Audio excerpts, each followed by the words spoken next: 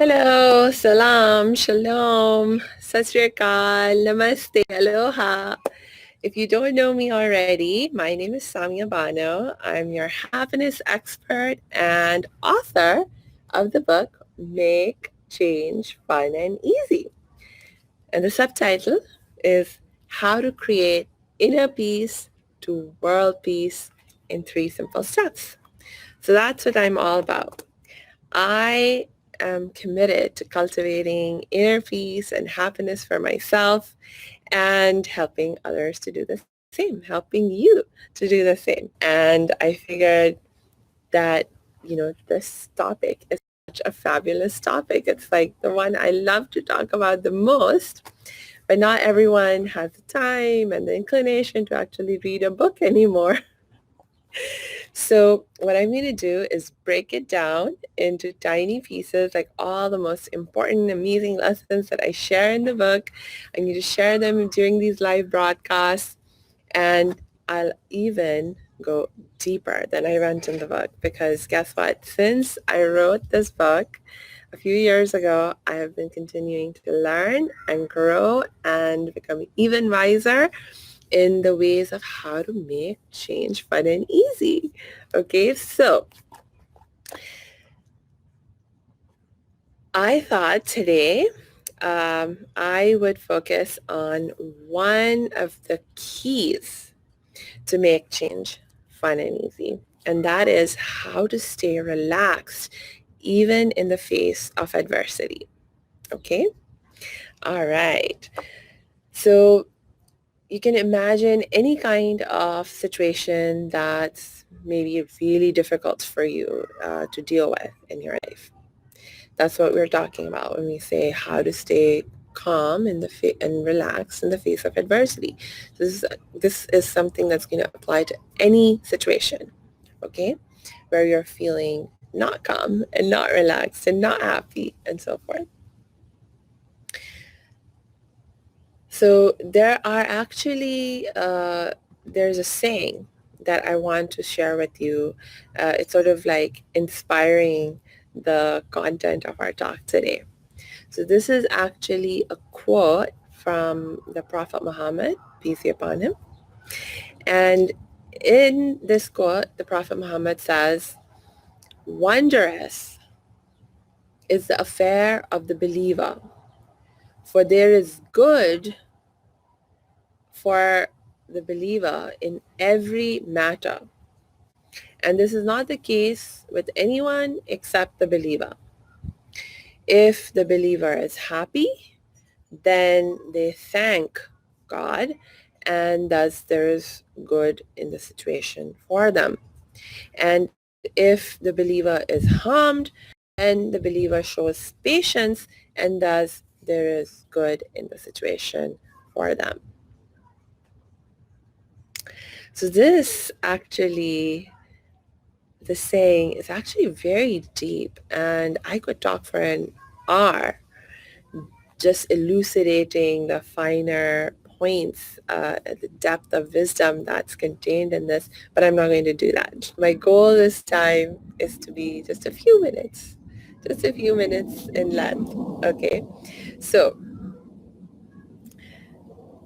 let me quickly read through the saying again, and then I will elucidate only one part of it today, and then we will do the rest of it in future podcasts. All right? Sound good? Okay. So the saying is, "Wondrous is the affair of the believer, for there is good for the believer in every matter. And this is not the case with anyone except the believer. If the believer is happy, then they thank Allah, and there's thus good in the situation for them. And if the believer is harmed, then they show patience, and thus there is good in the situation for them." Okay? So the part that I really want to focus on today as the first key for us to talk about is the idea that in every matter In every matter, there is good for the believer. But you know what? We'll get more into, well, believer of what? Believer of who? What? We'll get into that later.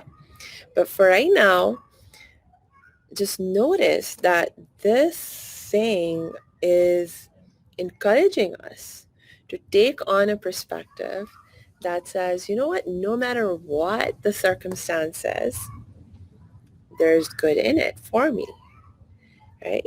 And think about how key that is, how key that kind of a perspective is if you are going to be able to stay calm and relaxed in the face of adversity. I mean, if you think a situation is bad, if a situation is difficult, if you think it's stressful, then of course you're going to feel stressed. You're going to feel bad.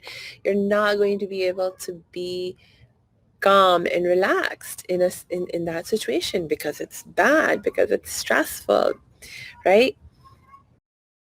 Hey, thanks for tuning into this episode. Hope you're getting value out of it. For your information, this episode has been sponsored by the Happiness 101 program. Are you a change maker, coach, trainer, or healer? Are chains of fear holding you back from making the impact and income you desire? Using a unique combination of positive psychology and the spiritual wisdom of our most effective change makers, the Happiness 101 program helps you break through your limiting beliefs and manifest the abundance and success you desire with fun and ease. Interested? Book a free Happiness 101 exploration call with me, your happiness expert, Samia Bano.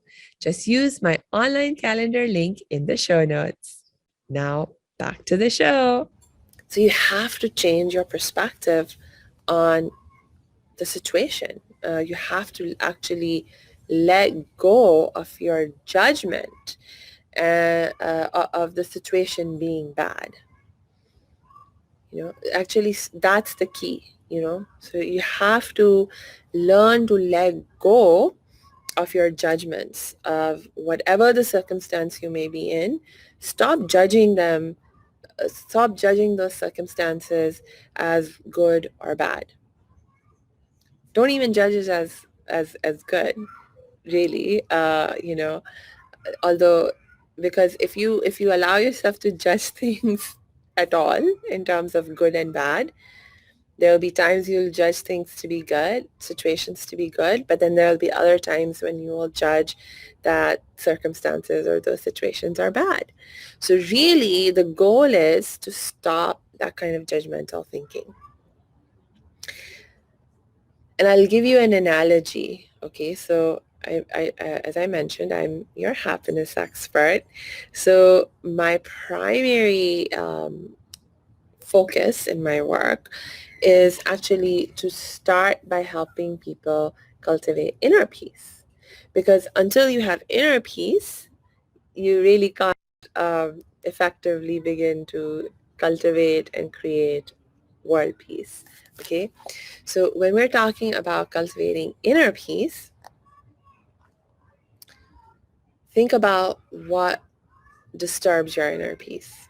I'll tell you, for me, one of the things that really disturbed my inner peace was how I judged myself.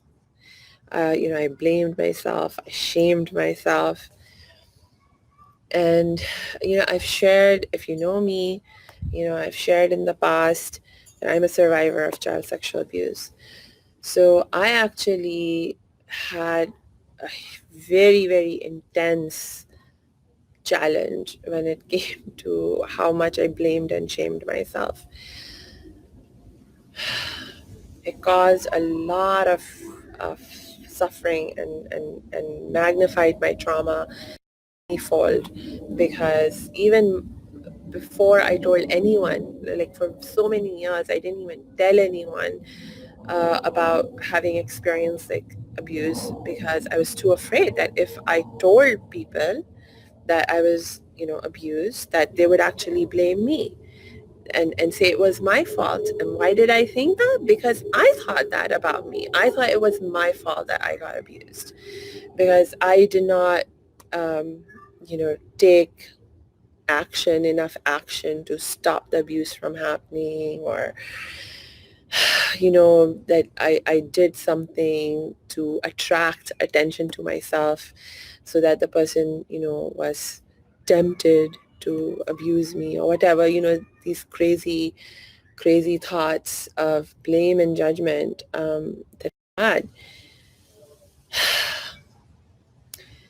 So, I know that when it came to my relationship with myself, my tendency to blame and judge myself was a huge obstacle in my path to being able to have a loving relationship with myself. Now think about interpersonal relationships, right? Because if I want to live with inner peace, it's like I can't exist in a bubble. I don't exist in a bubble, do I? No. So the relationships that I have with other people in my life, if they're not healthy, if they're not happy, then I also, cannot be healthy and happy and peaceful in my life as a whole. So it's very important that I have healthy, happy relationships. But guess what? When we are striving to have healthy, happy relationships uh, in our life, if we the extent, I would say, the extent to which we blame and judge and shame the other people in our lives, that's the extent to which our relationships are not peaceful and happy. True or true, right? I mean,